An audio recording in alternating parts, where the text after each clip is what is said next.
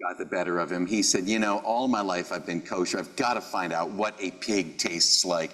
And so he got into his car and he drove 6 towns over, walked into this barbecue shack, sat down.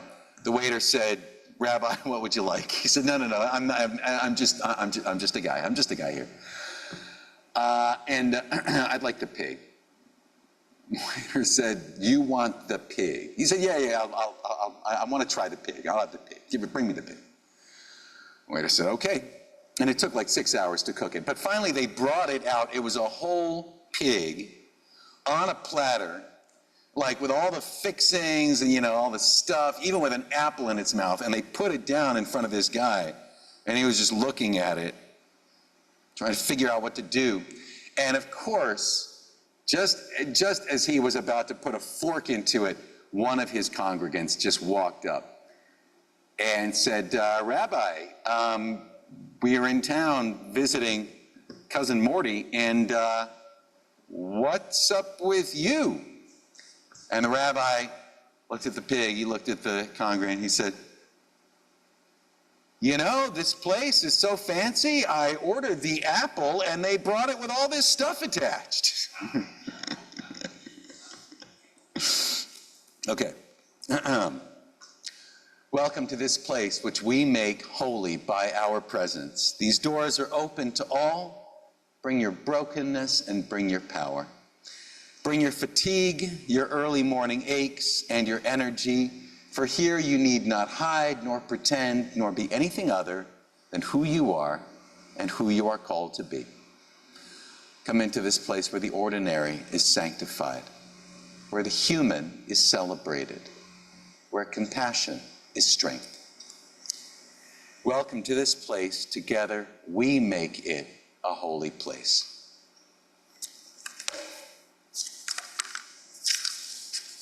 Please join me for the words of the chalice lighting. They are printed here if you happen to have a leaflet. If not, you can just mumble something positive. It's okay. The chalice will still get lit. May the light we now kindle inspire us to use our powers to heal and not to harm, to help and not to hinder, to bless and not to curse, to serve you, Spirit of freedom. This is the time, I think really the center, the heart of this service is not when I get up here and say a whole bunch of stuff that I've been thinking about, but when we open the floor for us who are gathered here today, to share some of those joys and concerns that we have been carrying this week, or some of those joys and concerns that we are thinking about for the week to come. And I think we find that sorrows, when we share them, become lighter, and that joys, when we share them, are magnified. So, please take a moment and think about if there is something that you would like to share today. I always forget to announce this, but it's true. You know, these don't get recorded, or you know, this isn't part of your permanent record. And if there's something you'd like to share, please come up and light a candle.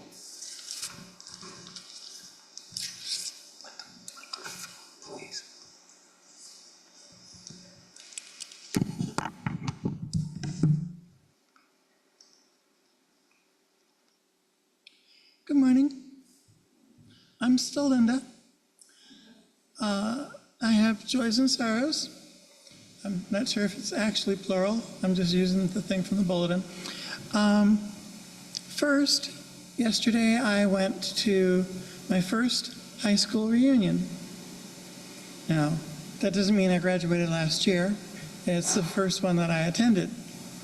And several people recognized me.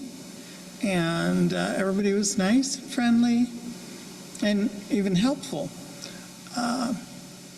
I did have to leave early. It started at 6, ran till 10. Dinner was supposed to start at 6:30, and they started it at almost 7. And I left by 7:30. I didn't feel well. I took a taxi home instead of waiting for the bus because I just didn't feel up to it. And they charged $13.20 to go from 401 Buffalo Avenue to 6th Street. So keep that in mind. I don't know, maybe LaSalle taxi is more expensive than an Uber, I'm not sure. Anyway, I got in the door, basically got ready for bed, and then immediately rushed to the bathroom where I upchucked for the first time in years, and second, and third, and fourth. And then I was fine. The whole process took about a minute and a half, and the whole rest of the night I was fine, although I was very cautious. I was afraid to put anything on my stomach for a while. I waited 2 hours before taking a couple of freeze pops out and sucking on them, and that stayed down. So an hour later, I had 3 more freeze pops. And I kept doing that every hour or so most of the night until I finally dared to open up my Little Debbie's oatmeal cream cookie package and ridiculously ate 3 of them. So I told all this to a friend, and she had a suggestion as to what had gone wrong. So I looked it up with Google AI, and it turns out that there are, out of several kinds you can get, there are 2 kinds of food poisoning that you can get from swordfish that will show symptoms between a few minutes and 2 hours after you eat them. And for one of them, the one that only can take as little as minutes to show up, the symptoms go away within hours. So I am pretty sure that the DoubleTree down where the Parkway Inn used to be on 4th and Buffalo Avenue, that they're very delicious swordfish that had I not felt badly, I would have wanted seconds of. Did give me that rare food poisoning. I think the Google description was bacteria that cause an extreme secretion of their own, of histamine. And when it hits your system, it's such a flash of histamine that you get sick and your body goes, this is coming from the stomach. Whatever's in the stomach, get rid of it. So the sorrow is the swordfish poisoning, and again, because it was also really good, it kept me from having seconds and coffee or tea and dessert and staying to visit longer. Had to go so quickly, but there'll be another reunion in 5 years. They spaced them all 5 years apart. Last detail that's probably irrelevant, but I thought it was funny. My wicked stepmother tore me away from my home of 3 generations in my mom's side of the family, and from my hometown, my school district, my church, my neighbors, my friends, and my mom's side of the family until she was dead. And when she did this, she deposited us in the Love Canal. 2 years later, she finished drinking herself to death, and 5 years after that, the state evacuated my dad and me. Yeah, it's not Dad and I. Anyway, I was going somewhere with that. So, I should have graduated from Niagara Wheatfield. And instead, I graduated from LaSalle. One thing I'm grateful of which was it had electives up the wazoo, including in required subjects. It was almost like going to college. psychology, sociology, anthropology, law, political history, economic history, creative writing, creative film, sculpture. I mean, it was great. But this buffet, where I got the swordfish and several other nice items, was $60. And we were at the DoubleTree.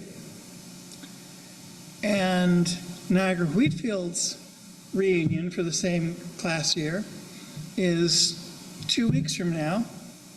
And it's in a pub in North Tonawanda.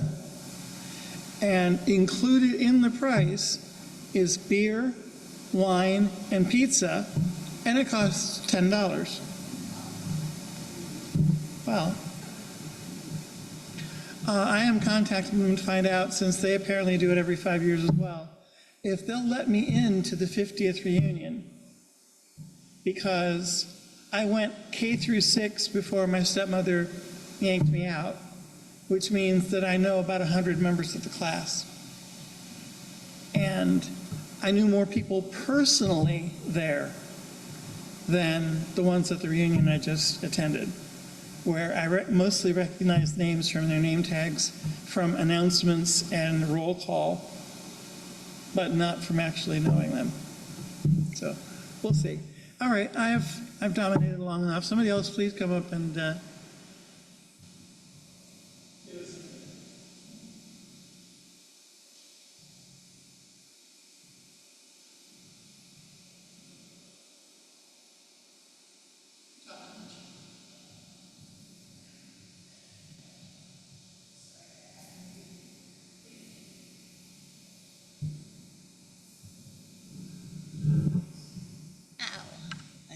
Diaz, is that Diaz? Diaz? SAT word. I have a tribute, a sorrow and a joy. My little kitty, Sophie, a tuxedo, is not well. She's 15 years old. She lives with my mother because I can't have cats where I live. And, you know, we took her for a routine. She just moved from my sister's house with my mother from Albany. So we took her for a routine vet appointment and found that she's having renal failure. And I'm not taking it so well, you know. 15 years of that little cat.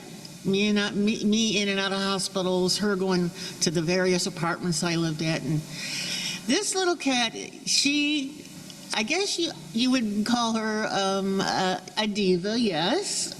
And I wish Paul were here because they're very much alike as his cat. She's a temptress. She'll draw you in and then give you a gratuitous swat. Oh, yeah. Then you know that you're friends with her if she goes further and gives you a nice little love bite. So, but she's doing okay. You know, she's sleeping a whole lot. And, you know, I'm doing worse than she is, I think. But, you know, it's hard, it's sad for the pet. But the joy I have is my daughter came up last weekend from New Jersey. Yeah, New Jersey. And he's not a Bills fan either. But he was a really nice guy, and I was really glad to meet her newest beau. And you know what? He may be the one.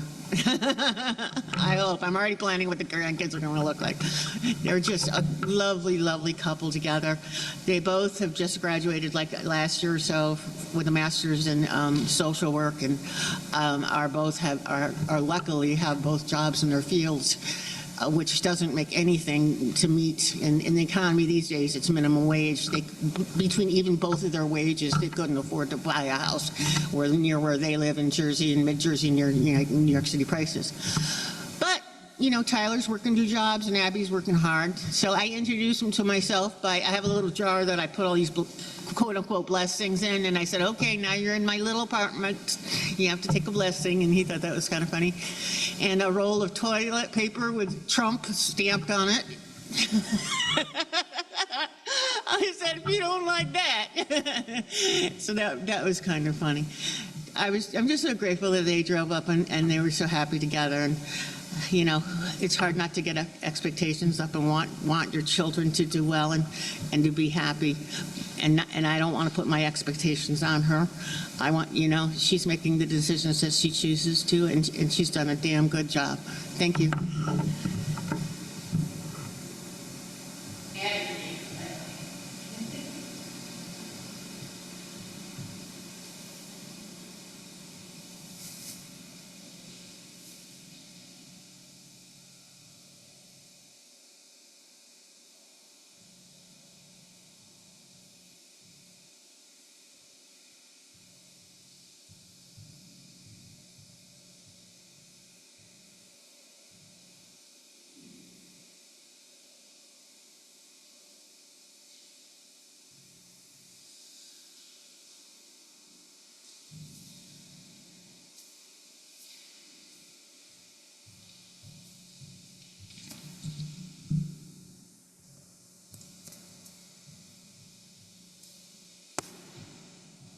We'll light one more candle for those of us who are still holding some joy or sorrow inside. Our responsive reading this morning will be number 549. Number 549 in the back of the hymn.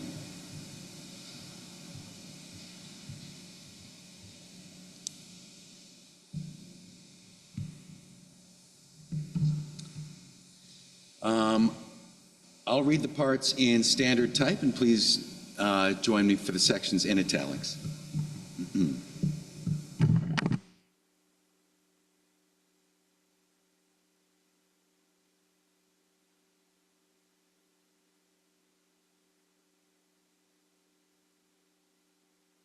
To work if we would eat. Blessed be you, perilous matter, violent sea, untamable passion. You who, unless we fetter you, will devour us. Blessed be you, mighty matter, irresistible march of evolution, reality, ever newborn. You who, by constantly shattering our mental categories, force us to go even further and further in our pursuit of truth. Blessed be you, universal matter, unmeasurable time, boundless ether, triple abyss of stars and atoms and generations. You who, by overflowing and dissolving our narrow standards, measurement, reveal to us the dimensions of God. All right.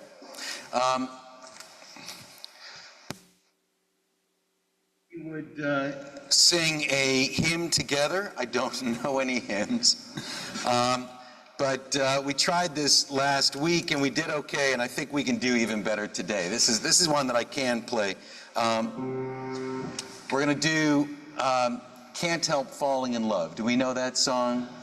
Wise men say only fools rush in. Just a moment. Yeah, okay. Try it, you know? Try it. Don't worry. Don't be embarrassed. The only thing that can embarrass us here is if I have to sing this all by myself. So let's do this together. Give me a sec.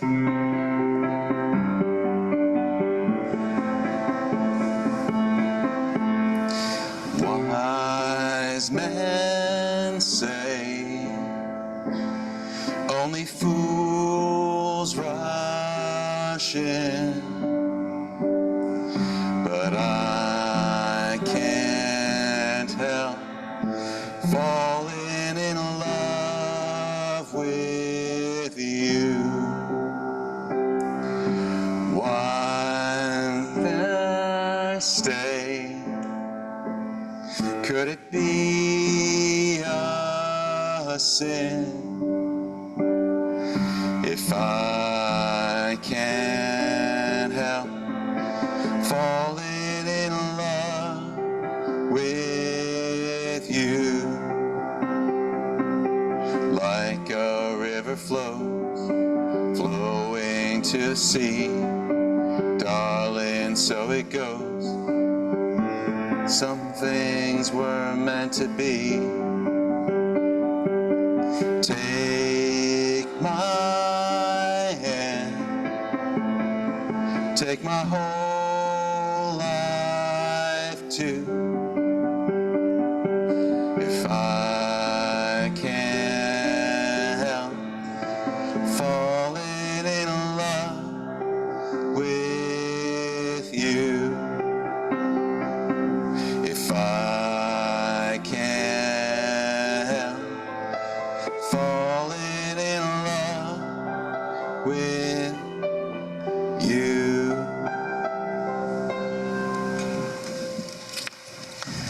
All right, good job. We're getting there.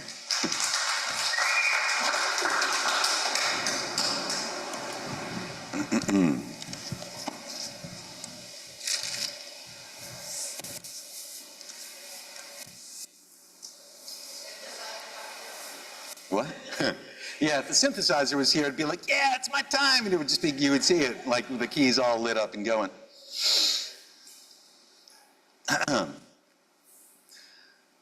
On the 3rd of December, 1976, a farmer in England looked out the window to see a pig 20 feet tall and 30 feet from snout to curly tail, drifting across the sky.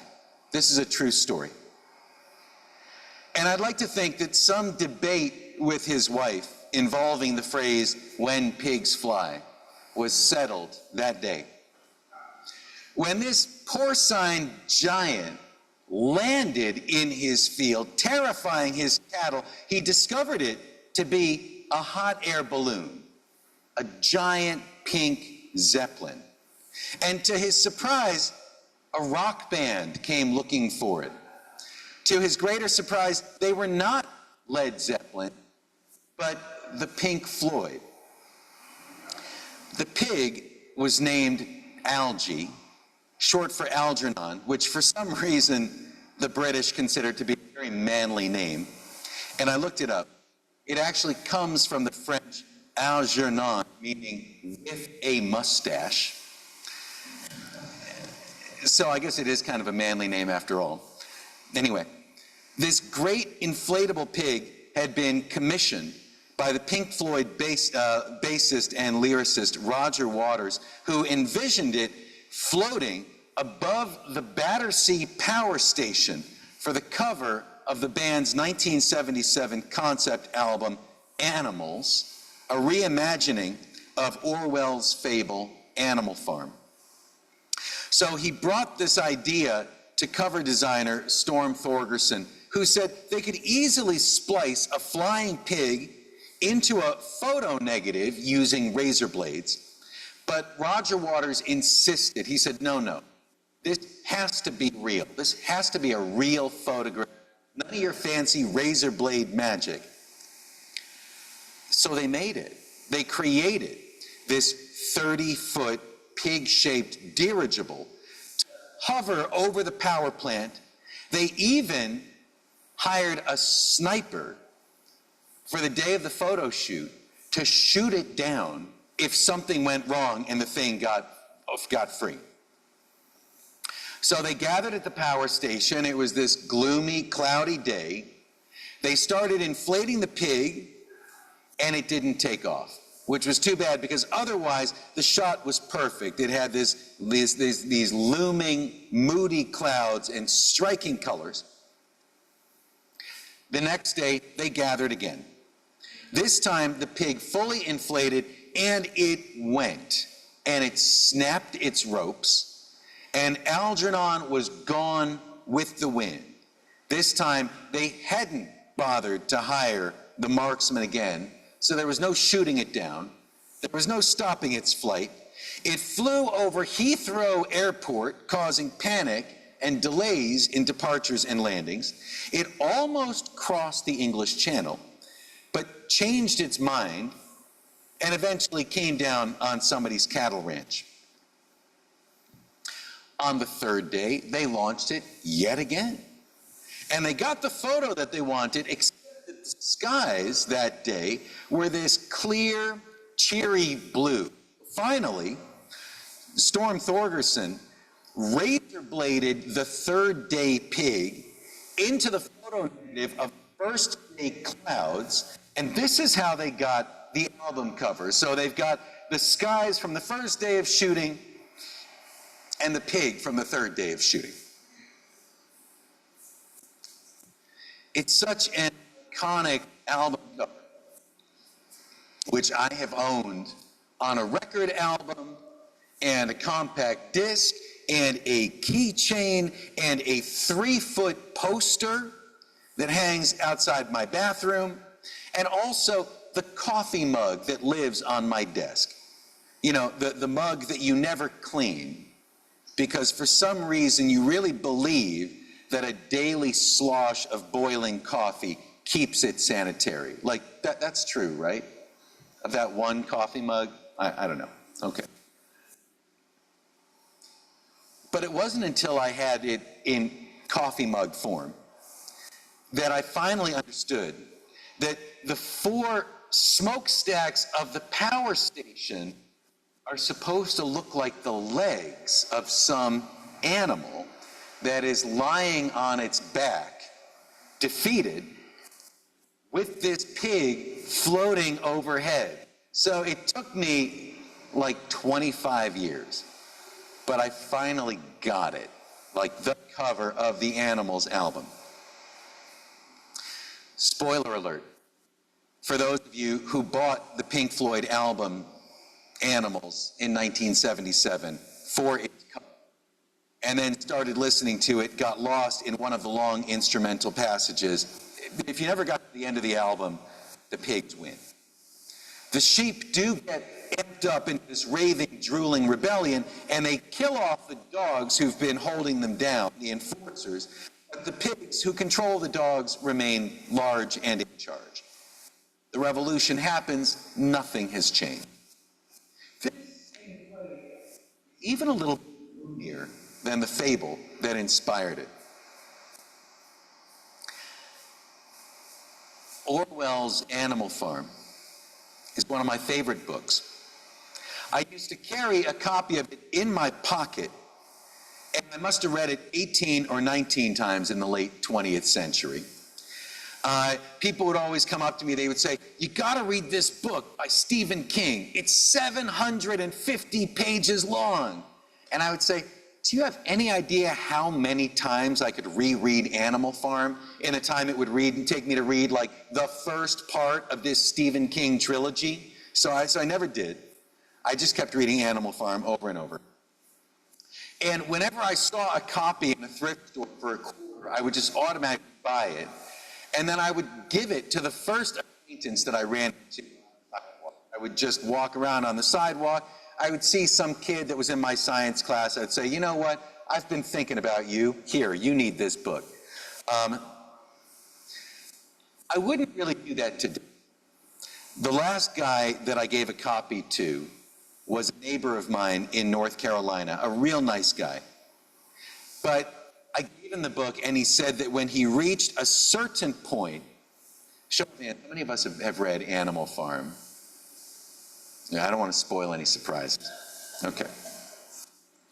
He said that at a certain point, when a certain beloved character got betrayed and sold to a glue factory, he threw the book down and stomped it to death because it had made him so angry. And he was a really good guy. I would not have lent it to most people I knew in North Carolina who probably threw me down and stomped on me. But he didn't come to any of our cookouts after that. And it was sad because he looked just like Timothy Dalton, the actor. And he worked for a grocery store called, of all things, Harris Teeter. And you could never imagine a classically trained Shakespearean actor and former James Bond saying like Harris Teeter, as if it was like MI6 or, Elson. I couldn't even imagine eating food that handled in a plate that called itself Harris Teeter. I never shot there. So this guy gave me a lot to think about.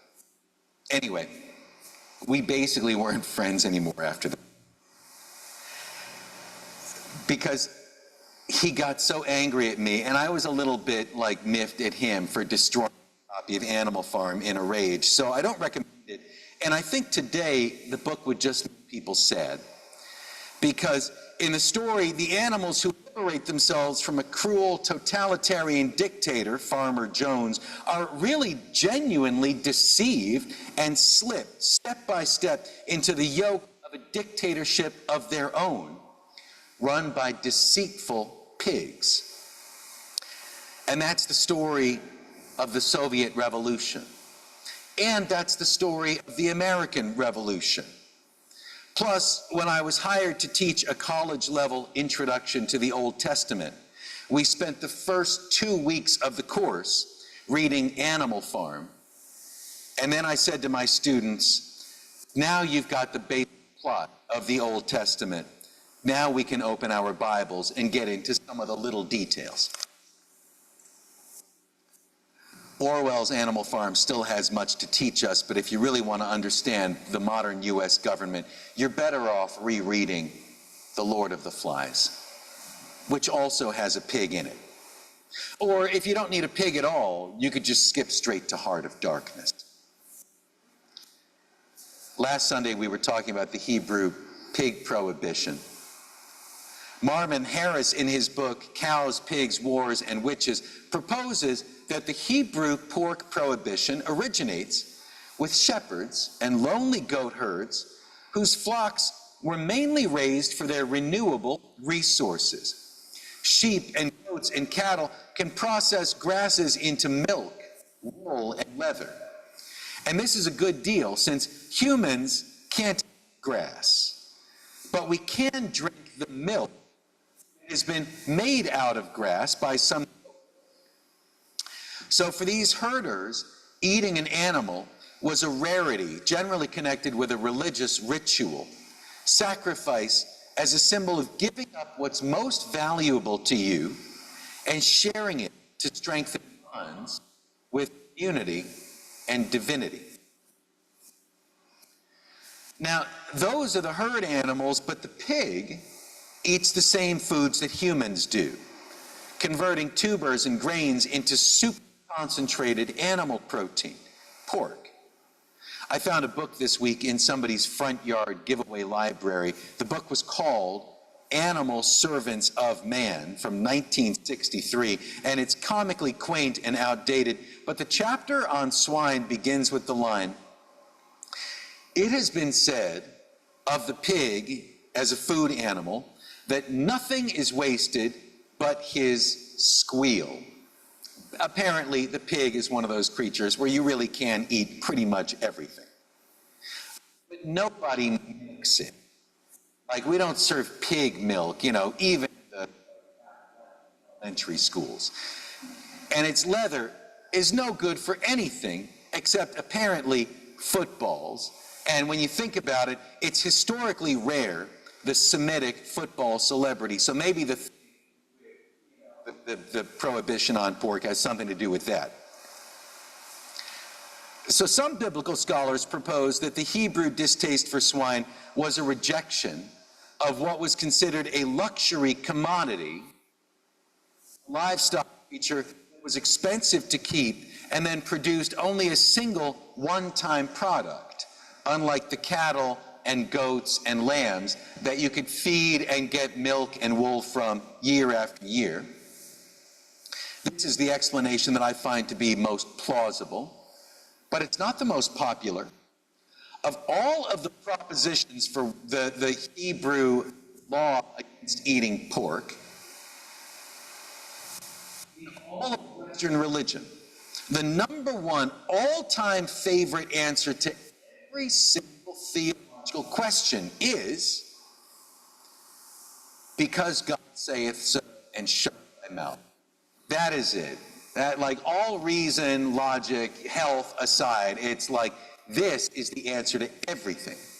And by this rationale, the greatest sacrifice one can make before God is not a lamb or even a firstborn son, but the sacrifice of intellectual curiosity. Nothing, it seems, grates against God's ears like the sound of believers asking, why? Why, why? Why eat this and not that? Why did you even put that there? Why create it, then immediately forbid it? And why make it smell so good cooking on your neighbor's grill if I'm not supposed to try some too? One theory, actually, is that is the actual reason for the pork prohibition. You forbid pork precisely because it means that you can't accept an invitation to the non-Hebrew neighbor's barbecue. There's an old rabbinic saying that if a Jew and a Gentile eat together, then they're going to drink together. And if they drink together, they're going to laugh together. And while they're laughing, this guy's son and that guy's daughter are going to go sneak off and play. And the next thing you know, Hebrew distinctivism has dissolved into the general gene pool and into the general well of culture. I'm paraphrasing the rabbis here, but you get the point.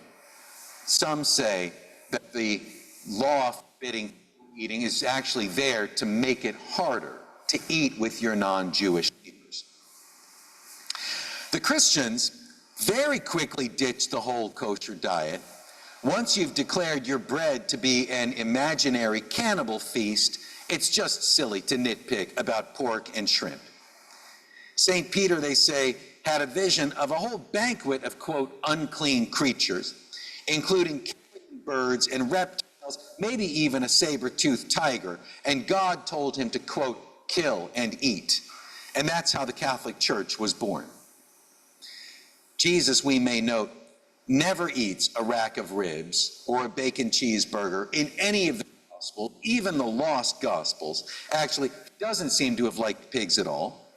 He famously said that it's no good to cast your pearls before swine, for they will something it. The Greek word he used is unclear, but whatever pigs do with pearls, it's apparently filthy. Although why Jesus would care about pearls is anyone's guess. One of Jesus' greatest and most mysterious miracles was when he encountered a madman living in a cemetery possessed by a whole bunch of demons. Jesus the exorcist allowed the demons out of this guy and to enter into the bodies of a herd of 2,000 pigs, who then all ran off a cliff into the sea. We'll talk about that one some more some other time. And in the prodigal son story, the absolute lowest that a teenager could go was to end up feeding pigs and eating their food. So Christians are allowed to eat pork, although Jesus himself seems to have a really low opinion of it.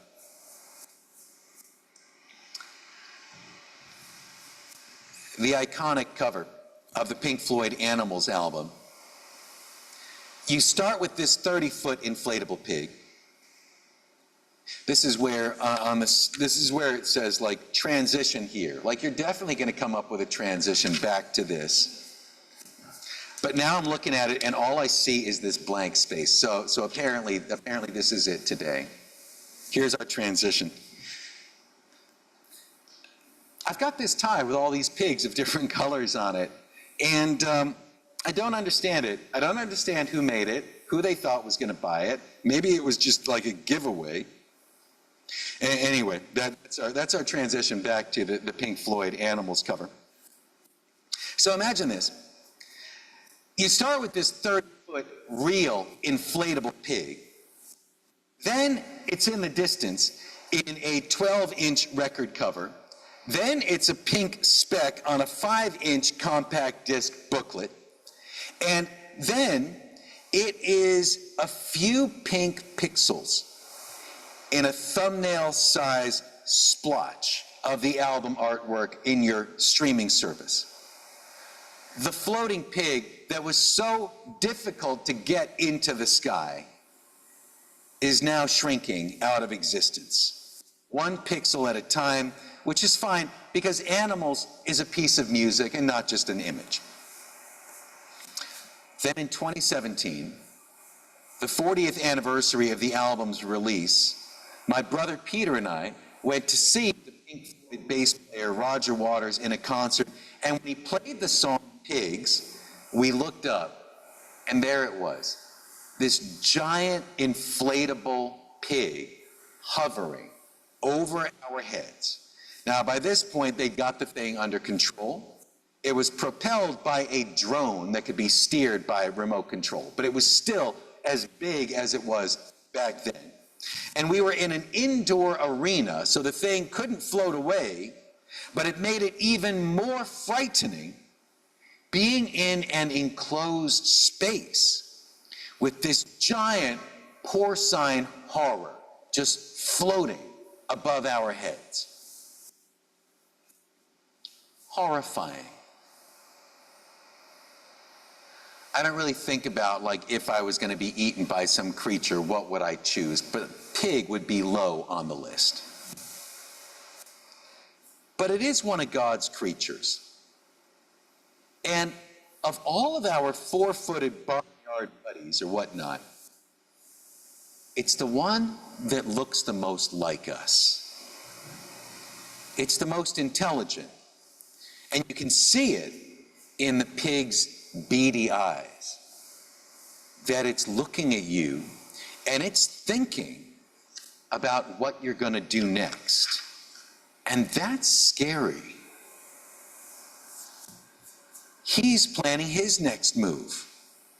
And he is relentless as a wolf and insatiable as time and as remorseless as a Republican.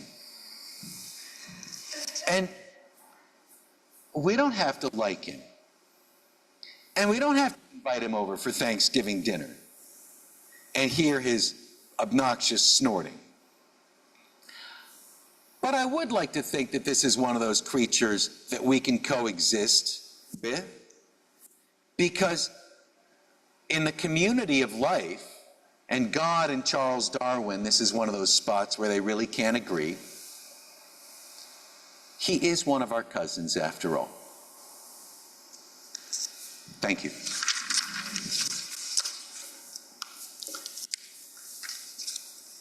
Do we have any announcements today? All right. Please join me for the words of extinguishing the chalice. We extinguish this chalice, but not the light of truth, the warmth of community, or the fire of commitment. These we carry in our hearts until we are together again. All right. Do we know the song, Wish You Were Here? Pink Floyd, Wish You Were Here? Any of us? All right. If you know it a little bit, you know what? I'll even you even have my permission to like look up the words on your device, because you know, I think we can do this. I just think it would be kind of cruel for me to like talk about the Pink Floyd, but then only play Can't Help Falling in Love.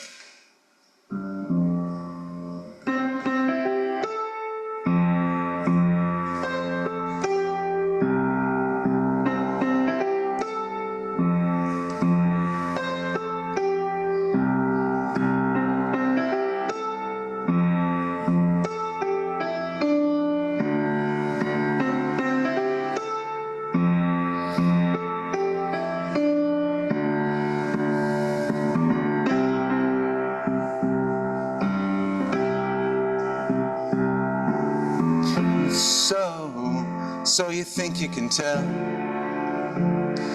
heaven from hell, blue skies from pain? Can you tell a green field from a cold steel rail, smile from a veil? Do you think you can tell? Did they get you to trade your heroes for ghosts? Hot ashes for trees, hot air for cool breeze, cold comfort for change. Did you exchange a walk-on part in the war for a lead role in a cage.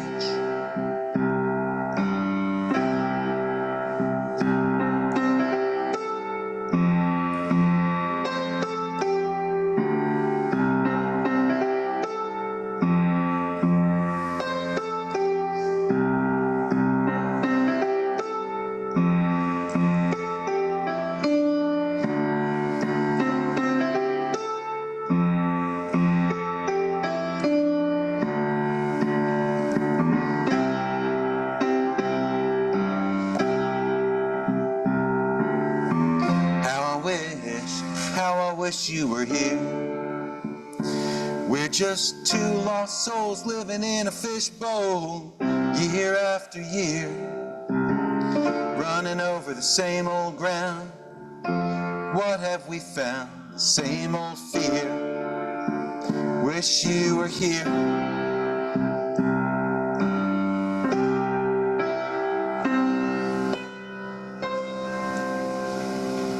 All right, thank you, good job.